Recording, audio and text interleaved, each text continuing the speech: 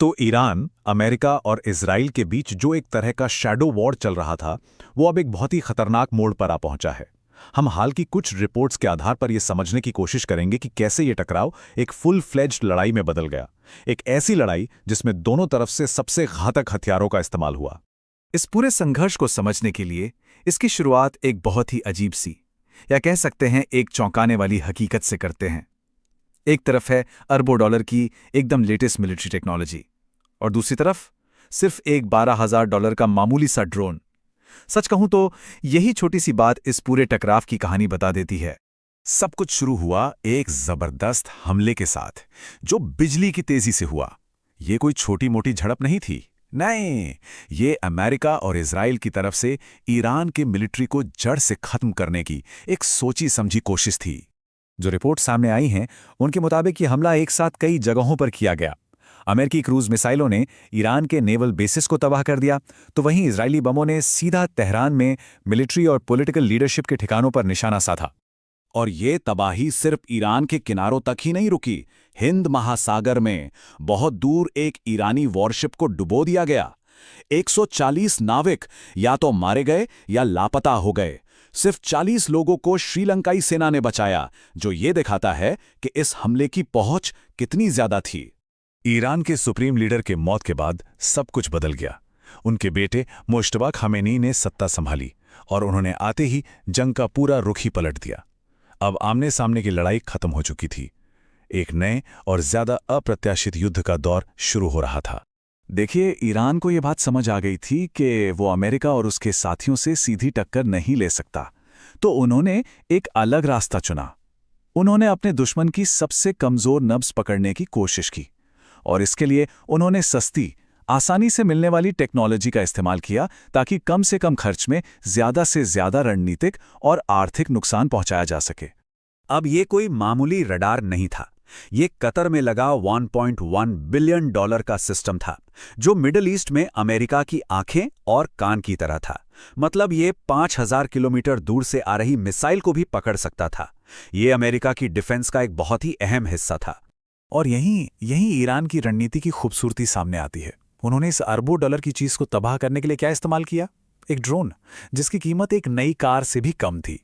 ये asymmetric warfare का, मतलब एक तरफ ताकतवर और दूसरी तरफ कमजोर की लड़ाई का एक परफेक्ट उदाहरण था। ईरान ने इस लड़ाई को जंग के मैदान से निकालकर ग्लोबल इकोनॉमी तक पहुंचा दिया। तेल के टैंकरों और बंदरगाहों पर लगातार हमलों का नतीजा ये हुआ कि शिपिंग की कीमतें 10 गुना तक बढ़ गईं, जिससे दुनिया भर की सप्लाई चेन्स में हड़कंप मच गया। ये आग अब ईरान की सरहदों में कैद नहीं रह सकती थी। बहुत जल्द पूरे मिडल ईस्ट में अमेरिकी ठिकानों पर हमले होने लगे और पड़ोसी देशों में विरोध और हिंसा भड़क उठी, जिससे पूरा इलाका एक तरह से अस्थिरता के मुहाने पर आ खड़ा हुआ। ये कोई एक दो हमले नहीं थे, ये एक पूरी तरह से कोऑर्डिनेटेड हमला था। सऊदी अरब में अमेरिकी दूतावास से लेकर बहरीन में नेवी हेडक्वार्टर्स तक ईरान की मिसाइलों और ड्रोन्स ने पूरे इलाके में अमेरिकी ठिकानों को निशाना बनाया, और पहली बार अमेरिकी सैनिक भी मारे गए। और इस बड़ी रणनीतिक उठापटक के बीच हमें जंग का एक इंसानी चेहरा भी देखने को मिलता है। ये एक अमेरिकी पायलट का संदेश है, जिसका प्लेन क्रैश हो गया था। मदद के लिए एक बेताब गुहार। ये हमें याद दिलाता है कि बड़ी बड़ी लड़ाइयों के पीछे हमेशा आम इंसानों की कहानियां होती हैं। जंग के मैदान में जो अफरा तफरी और कंफ्यूजन होता है, उसे फॉग ऑफ वॉर यानी युद्ध का कोहरा कहते हैं, और इसके नतीजे बहुत भयानक हो सकते हैं।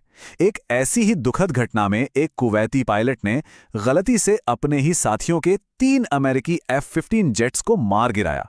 ये इस जंग के कंफ्यूजन की एक डरावनी याद दिलाता है। इस लड़ाई की आंच पाकिस्तान तक भी पहुंच गई। कराची में अमेरिकी कॉन्सुलेट के बाहर हिंसक प्रदर्शन हुए, जिसमें 9 प्रदर्शनकारी मारे गए। अब ये लड़ाई सिर्फ कुछ देशों तक सीमित नहीं रही थी, ये पूरे क्षेत्र को अपनी चपेट में ले रही थी। और फिर ये संघर्ष अपने सबसे खतरनाक दौर में पहुंच गया। अब दोनों ही तरफ से उनके सबसे ताकतवर और विनाशकारी हथियारों का इस्तेमाल शुरू हो गया, जिसने दुनिया को तबाही के मुहाने पर लाकर खड़ा कर दिया। इसके जवाब में अमेरिका ने अपने B-2 स्टेल्थ बॉम्बर्स को मैदान में उतारा। उन्होंने बंकर बस्टर बमों का इस्तेमाल किया। ये ऐसे बम हैं जो जमीन में बहुत गहराई तक घुसकर ईरान के सबसे सुरक्षित अंडरग्राउंड मिसाइल ठिकानों को भी तबाह करने के लिए ही बनाए गए थे। लेकिन ईरान का जवाब उसने पूरी दुनिया को हैरान कर दिया। उन्होंने कुछ ऐसा किया जो पहले नामुमकिन माना जाता था। उन्होंने अपनी सीमा से 800 किलोमीटर दूर एक अमेरिकी वॉरशिप पर सीधा मिसाइल से हमला कर दिया। ये उनकी टेक्नोलॉजी का एक जबरदस्त प्रदर्शन था।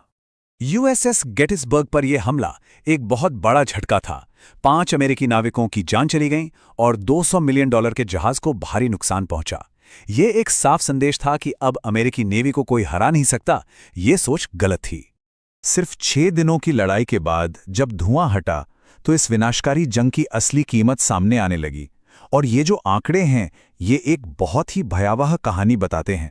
जब हम इन आंकड़ों को एक साथ रखकर देखते हैं, तब हमें इस लड़ाई की असल कीमत समझ में आती है, जो हर पक्ष के लिए बहुत ज्यादा विनाशकारी थी। ईरान के लिए इंसानी जानों का नुकसान बहुत बड़ा था। 1800 से ज्यादा लोग मारे गए, जिनमें सैकड़ों आम नागरिक थे। यह सिर्फ एक मिलिट्री संघर्ष नहीं था, ये एक मानवीय त्रासदी थी। अमेरिका के लिए कीमत को सैन्य सामान में मापा गया। $10 अरब के वॉरशिप्स, जेट्स और एडवांस्ड रडार सिस्टम सब तबाह हो गए। ये एक बहुत महंगा सबक था कि उनकी टेक्नोलॉजी की ताकत भी उन्हें अजेय नहीं बना सकती। इजराइल को भी बहुत भारी कीमत चुकानी पड़ी।